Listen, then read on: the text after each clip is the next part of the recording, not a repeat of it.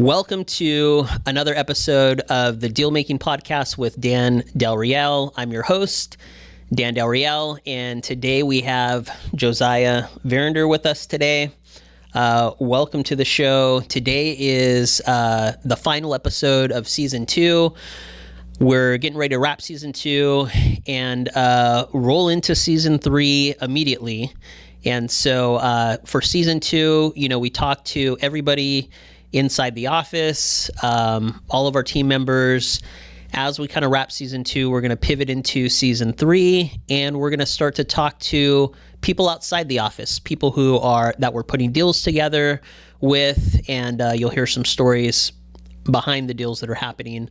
But Josiah, welcome to the podcast. I'm excited to sit down with you. Thanks for having me on. I appreciate it.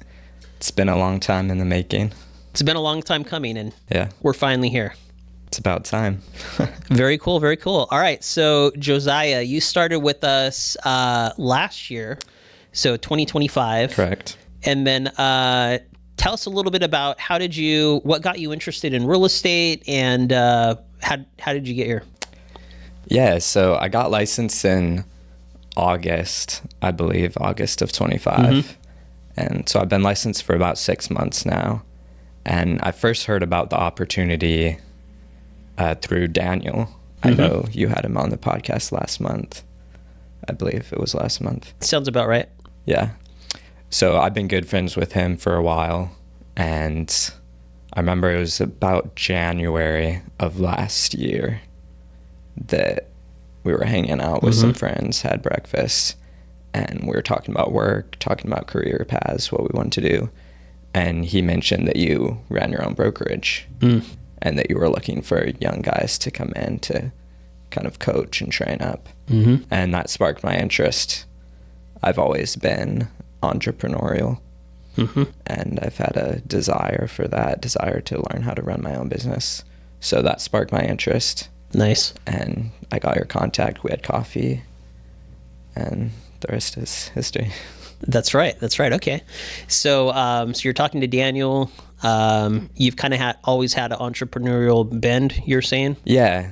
I've dabbled in a little bit of different things. I did window cleaning for a while. I worked in finance with a friend of mine for a little bit, did life insurance. I've always kind of been entrepreneurial. Okay. Very cool. And then tell us, are you from Merced or the Central Valley, or where are you initially from? Yeah, I'm in the Central Valley. I grew up in Planada. I still live there today. It's about 20 minutes out of Merced. Grew up there my whole life. Okay.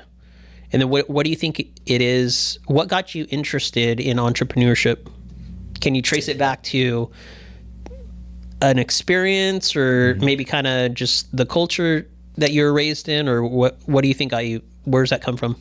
Yeah, I think part of it is the culture I was raised in. My dad had his own business for a while. He did cabinet work.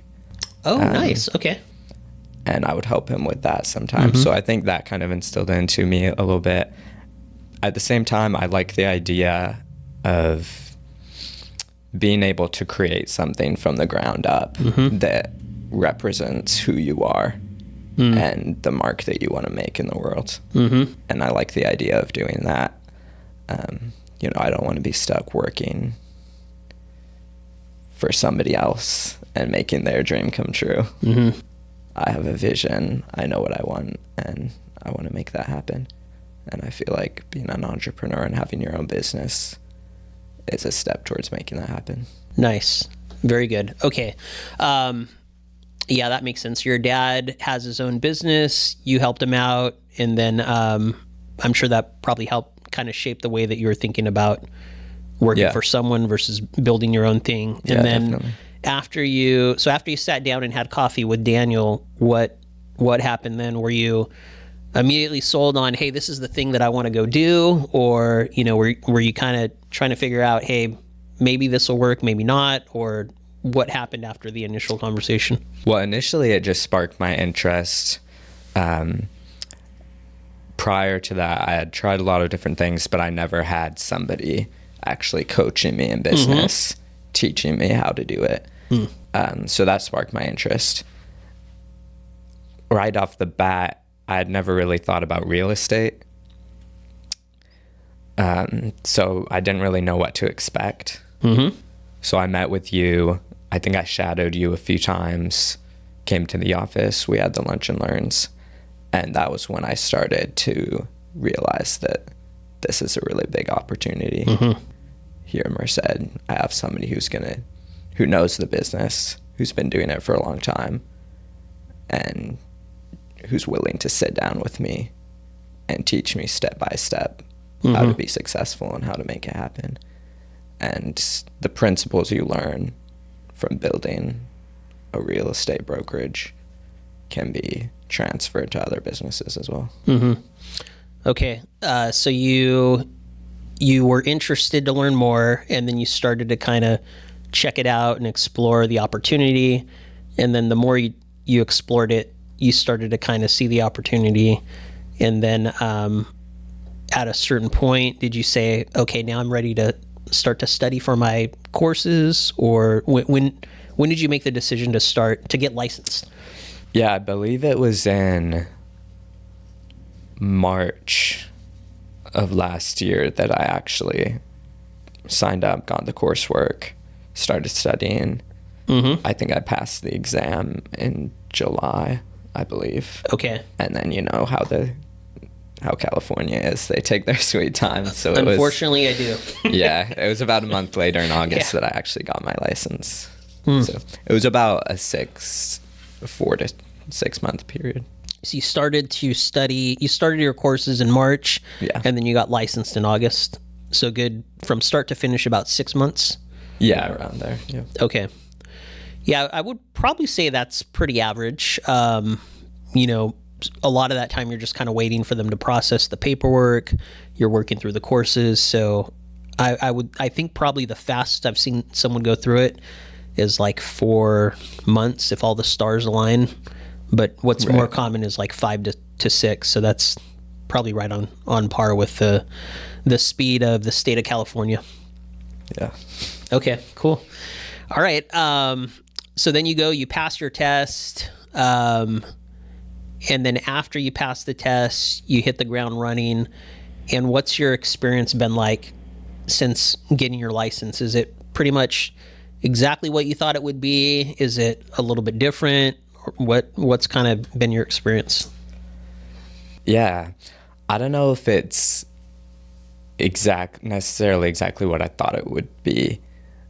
I don't think that's the right way to word it. Mm-hmm. I didn't really have a lot of expectations going into it. Like, I don't know what I don't know. Yeah, I don't know what I don't know exactly. Mm-hmm. But it's been a good experience. I think I've definitely learned a lot over the past few months. I think that one aspect that has been difficult is it's not like working a regular job where you show up, your boss tells you a list of things you need to do, you do it, you get paid.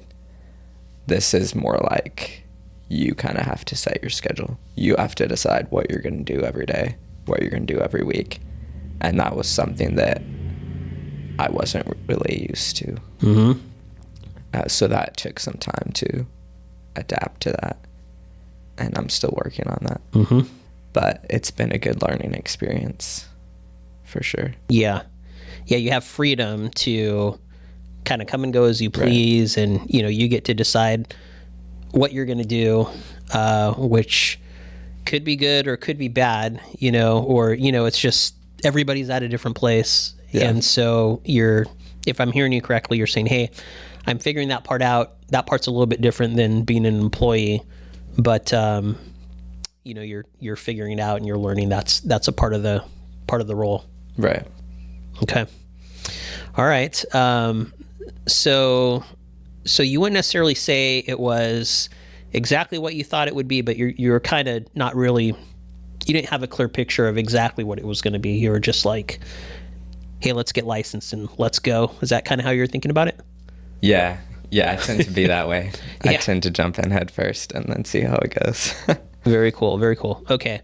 And then what would you say Because let's see, you're coming up on almost a year from when you first got started studying, and a little bit past 6 months from when you got an active license. So based on kind of that sample period of time, what are some of the challenges that you ran into? What comes to mind? Like, what are you trying to figure out right now? Yeah, I think that there's a lot of opportunities, even just here in Merced. I think that's one thing I didn't realize actually when I first started. And even with only being licensed for 6 months, I've been able to talk to a lot of people. I've been able to build relationships. I've been able to uncover opportunities. We've had a lot of good meetings with clients. I think the biggest struggle is finding an opportunity and then following it through step by step to actually get the listing, actually get the commission. Yeah. I think that's been the most difficult step through the process. Yeah. I guess I'd say. So kind of nurturing the opportunity and converting it from, hey, it's a prospect, or you see the opportunity. All right, how do you take it to the next step and get the listing? Right. Yeah. Yeah, that makes sense. And then what would you say, what are some of the things that you like about the role, or maybe some areas where you've seen some wins or had some success? So kind of the other side of the coin is, the challenges you're figuring out, hey, how do I get these listings? You're having a lot of good conversations. And then, on the other side over here, like, what do you like about the role, or what are some, some things that have gone well? Yeah, I would say I like how, if you want to be successful in real estate, you have to go out and talk to people. You have to build relationships with people. And on one hand, I think that was probably the biggest challenge for me starting out. But at the same time, I think that's also what I like the most about it. I think that's something that I've wanted to challenge myself in. That's something that I've wanted to improve. And it's given me the opportunity to do that. And I think that in any business, it's not always about what you know, but who you know. And so building relationships and networking with people in your community who are investing and who run businesses, I think that's a really valuable thing to have. Yeah, for sure. Is that something that is like you're doing for the first time, or did you do that in any of your past roles? The networking and talking to people or introducing yourself? So when I did window cleaning, I would go door to door. Okay. So I have experience with just cold approaching, cold calling, going door to door. But I would say that's not as relational. Yeah. You're not always building long-term relationships with business owners. So I would say it's a little bit different. So kind of the initial step you were somewhat familiar with because you were doing door-to-door sales, but the building trust and more like building a long-term relationship, that part's a little bit different. Yeah. Okay. And then you're saying, I'm hearing you say you like that real estate provides an opportunity for you to grow.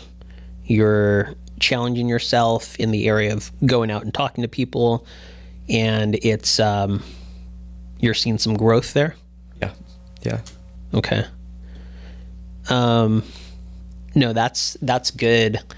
I think that's one of the things that I love about real estate is there's always it's like a puzzle, and I feel like the type of work that I do, like me personally, like I need to be challenged, and I've been in roles before outside of real estate or outside of this one where after about a year, I kind of know everything about the job, or maybe after 2 years, I feel really proficient in the role. And then if I'm not learning, I'll get bored, or I'll want a challenge. I'll want to do something else. Right.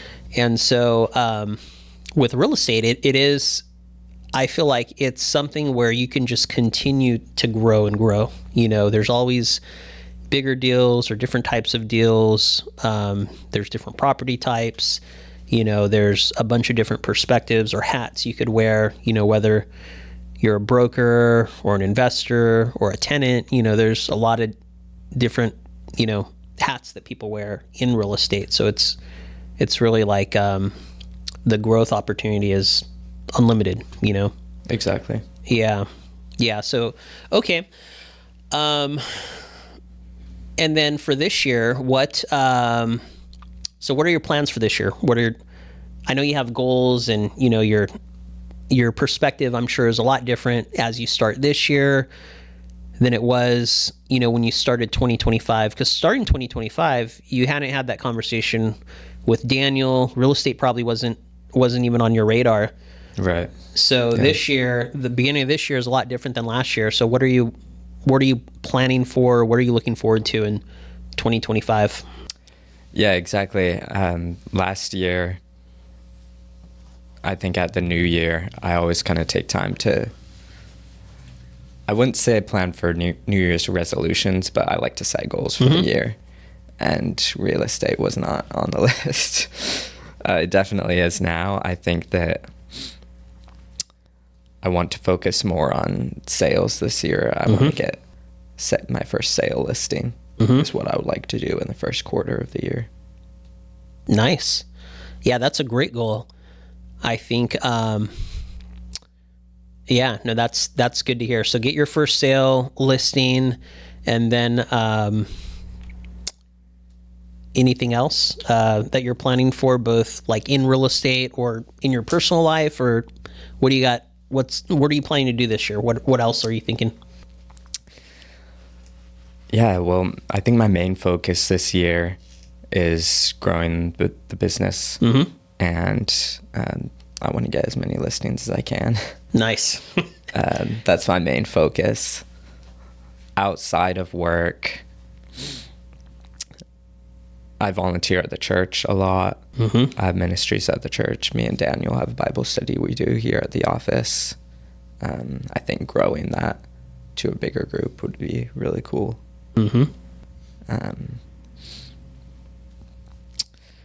Starting ministries at the church is something that I've been passionate about for a while. I play guitar. You play guitar? Yeah, I want to improve my guitar skills this year. Oh, very cool, very cool. Okay. Do you have you ever played like on stage or? No, I have not. I just, in my free time, I like to mess around with it. Nice. It's one of my many hobbies. That's cool.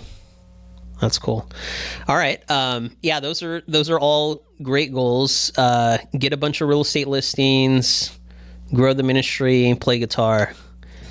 That's cool. All right. And then what would you say, so for anyone who's watching, do you have any parting messages or anything that you want to say to the people listening today? I would say if there's anything you want to do, figure out what it is and find somebody who's really good at it.